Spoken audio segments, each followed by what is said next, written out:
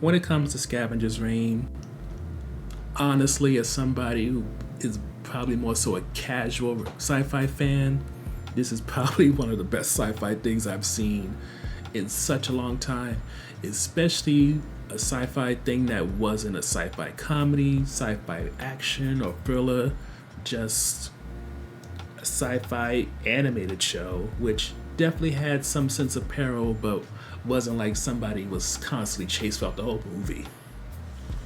So to summarize the first season, in an undisclosed year, part of the crew of the Demeter 227 goes into escape pods and crash lands on a planet named Vesta. It's a planet that hasn't been colonized by humanity, so all of its flora, all of its animals are indigenous, haven't really had much interaction with humanity or the various other kinds of human-like people that exist out there.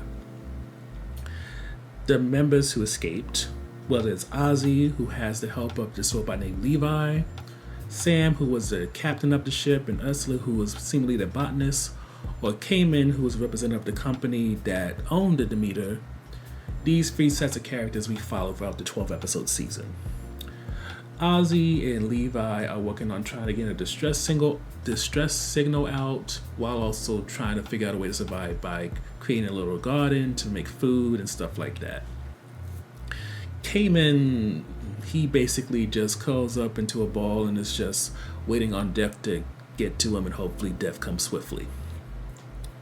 Though for him, a weird little alien who brings up his ex-girlfriend and does other things to him gets involved, but it's a lot to explain, and it's better just to watch the show because it makes sense. It's not that complicated, but it's also kind of weird in a way that I feel like you gotta see it.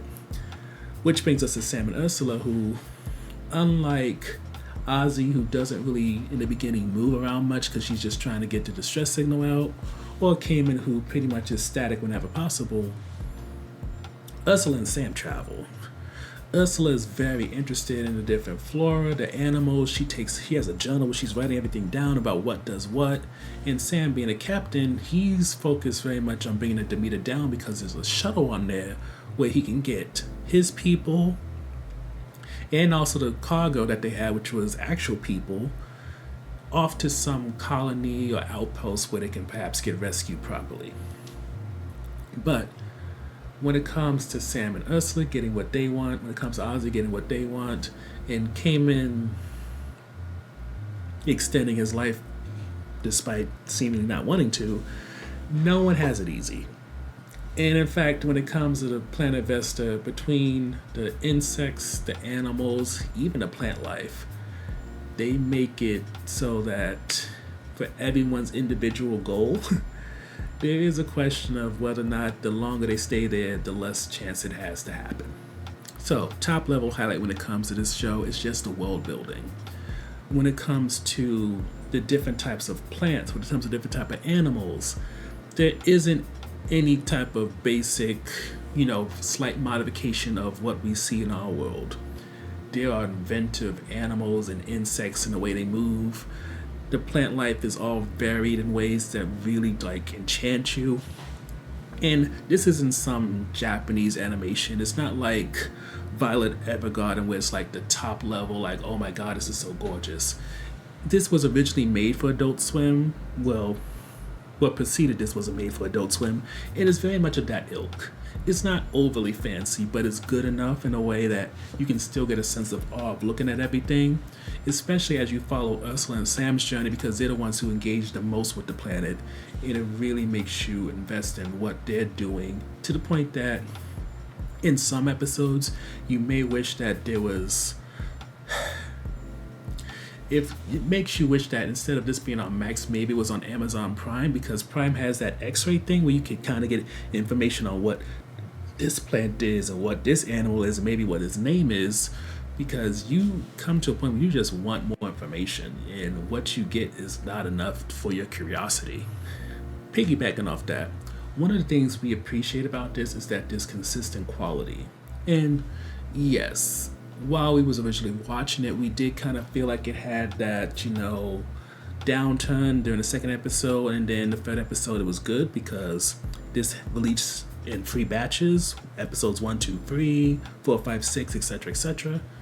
But once you begin to understand it's just having a narrative curve in terms of starting off high, low point, and then picking it back up in the end, you get it. And once you watch it without having to wait for another week, I feel like that ebb and flow is probably going to go a bit well, rather than staying on a high point for most of the show and then kind of falling off in the end. Or like a lot of binge watch shows, just being low, unremarkable for most of the show, and then trying to peak toward the end because it seems like it badly wants to have you be on a hook and have this cliffhanger that makes you want to clam on social media so that they get a second season. Scavengers Reign doesn't do that. It keeps a good ebb and flow in terms of introducing characters, giving us little bits and pieces, while giving us this world that just makes us so engaged to the point where even though, as we'll go into later, you don't feel really connected to characters, at the very least, as mediums, guides, however you want to put it, they're good enough for now. And just to piggyback off the world building, to be completely honest with you, there are times when watching this that I just wish it was about Sam and Ursula's story. And this isn't to put down what Ozzy brings or even what Cayman brings, but Sam and Ursula actually traversing the planet, them finding different plants and animals that can like become balloons that lift them up, them traveling by being on the backs of this giant tortoise looking thing, finding these parasites that can do these very wicked and kind of disgusting but cool things. Just watching them truly engage in a way that the others don't, because Ozzy for the most part tries to stick to open plains, so she's not going through forests and weird places, and then Cayman pretty much gets hooked with this alien who guides him everywhere. I'm not saying that Ozzy and Cayman become blisters or bruises on the show, but it's really Sam and Ursula that give you that hook that makes you want to keep watching over just to see what may come out of this show and the world that is built next. With that said, one of the major issues that we had for the first season is that every now and then it decides it wants to threaten a character's life. And either they show us them dying, kind of fake us out, or a character actually dies. And the problem for me is, even with 12 episodes, each one a little less than half an hour, you don't really learn or get that type of connection that you need for somebody to die to really matter. Levi is one character we watch evolve over time, and yes, it's a cute little robot thing that's starting to learn how to feel, have autonomy and its own ideas, which is wonderful because how often you get to see a robot do that and it's not some type of AI or robot apocalypse. But at the same time, they cut that off just as it starts to really pick up, and it's like, should I really care about this robot dying when I barely knew it? Never mind, I'm just really learning about its creator at this point, so it's like so little to give, so why would you give a damn that much? And getting on to the on the fence part, because it ties into that, generally speaking, Scavengers Reign is a world building type of show. It is not a character development or character driven type show. So as much as you may like Ozzy because she's a black queer woman, she got a little bit of a badass appeal, but as shown when Chris comes onto the show, she may not be as much of a badass as we see. At the same time, there's not enough there. And yes, her and this character named Mia are very cute together, but at the same time, it's not enough. Same goes for Cayman. You get his motivation in terms of what he did in the past. You get to see him in his relationship with Fiona, which definitely helps you understand, again, his motivation for what he did. But at the same time, even when karma hits him and, you know, there's this push to kind of make it like this is what he deserved for what he did, it's not enough. It's never enough.